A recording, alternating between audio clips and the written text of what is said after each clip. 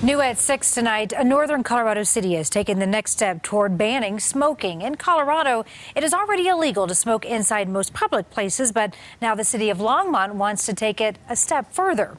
Dylan Thomas joins us live in downtown district of Longmont tonight. Dylan, now there is talk of banning smoking outdoors, too. Yeah, Karen, AM's Bakery right behind me is one of the businesses here that specifically caters to those with unique health challenges and those who have lowered immune systems. They say an outdoor smoking ban would not only help their clients, but would make downtown Longmont more family friendly. For those of us who aren't smokers, no one enjoys having to walk through a cloud of smoke.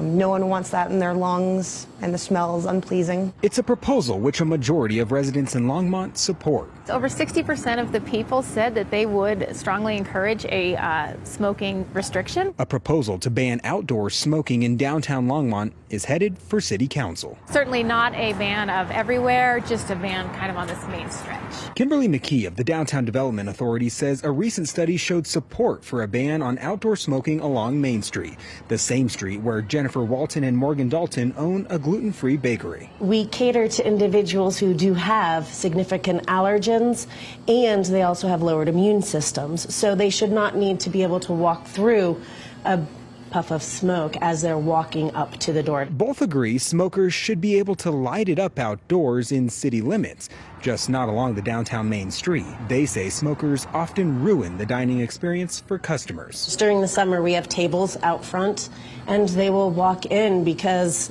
people will gather right in a little huddle and stand outside and smoke, and they can't sit outside and enjoy their breakfast or their lunch. I think that by cleaning up the streets a little bit from the smoke and from the cigarette butts, it's going to make downtown Longmont look a little bit more presentable.